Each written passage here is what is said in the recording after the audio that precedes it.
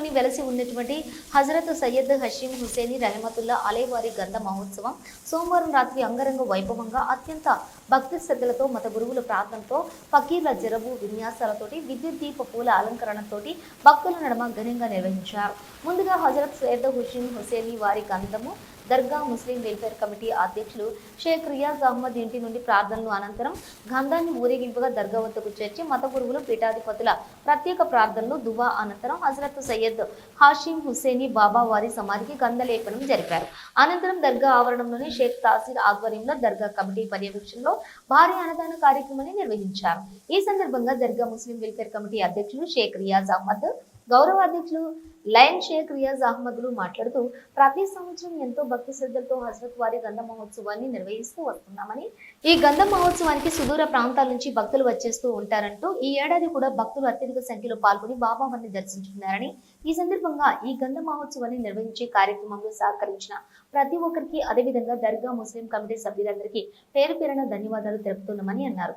దర్గా ప్రధాన ముజావర్ మత గురువు మగ్దూమ్ అలీషా మాట్లాడుతూ ఎంతో భక్తి శ్రద్ధలతోటి కులమతాలకు అతీతంగా నిర్వహించే గంధ మహోత్సవంలో విచ్చేసినటువంటి చెన్నై, తిరుపతి, నెల్లూరు, గూడూరు మత గురువులకు నందవర్షం నుండి విచ్చేసినటువంటి ఫకీర్ల బృందానికి కూడా దర్గా గంధ మహోత్సవానికి సహకరించిన ప్రతి ఒక్కరికి ఈ హజరత్ వారి ఆశీస్సులు ఉండాలని, ప్రతి ఒక్కరు కూడా సుఖ సంతోషాలతో వర్ధిల్లాలని, అందరూ బాగుండాలని ప్రత్యేక ప్రార్థనలు నిర్వహించామని తెలిపారు.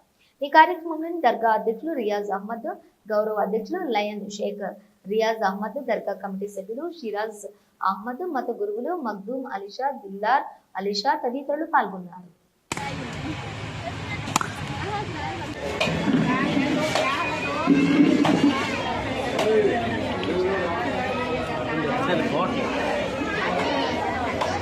అస్సలాము అలైకుం వరహమతుల్లాహి వబరకాతుహు. ఈరోజు గూడూరులో వెలిసి దర్గా వీధిలో వెలిసి ఉన్న హజరత్ హాషిం హుసేని జాఫర్ మస్తాన్ ఔలియా వారి గంధ మహోత్సవం వైభవంగా జరుపుకొనుచున్నాము. ఈ సందర్భంలో ఫకీర్ల మేళ తాళాలతో, హజరత్ వారి దువాలతో గంధ మహోత్సవం జరుగుతున్నది.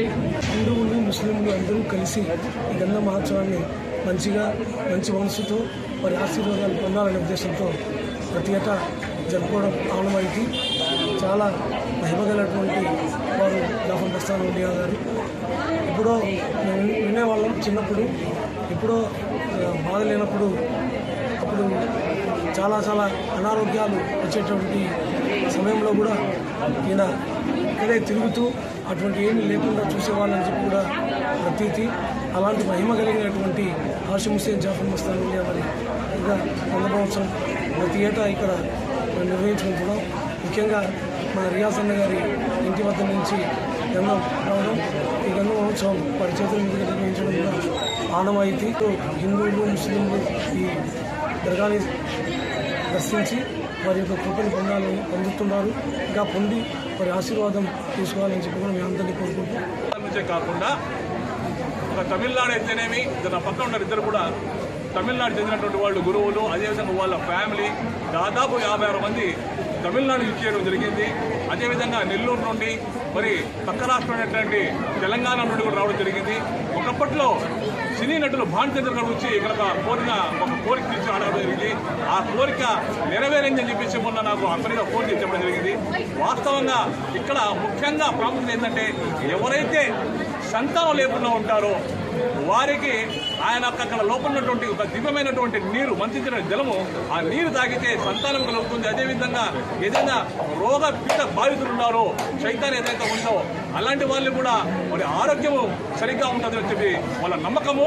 ఆ నమ్మకం నిజంగా కూడా వారు పదే రావడము, వాళ్ళ మొక్కులు తీర్చుకోవడము ఇది చూస్తూ ఉంటే ఇది అతిశయోక్తి కాదు అనే నమ్మకం ఖచ్చితంగా కలుగుతుంది.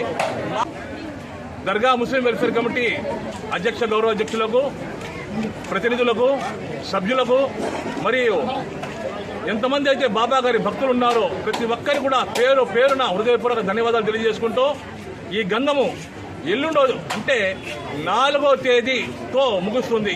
4వ తేదీ తెల్లవారుజామున 6 గంటలకు తెహలీల్ కా ఫాతిహా అంటాము. బుధవారము తెల్లవారుజామున 6 గంటలకి తహలీల్ కా ఫాతిహా అంటే 3వ దినము చదివింపులు ఆ రోజు ఈ గంధ మహోత్సవం పూర్తిగా పరిసమాప్తమవుతుంది. Thank you very much. देखो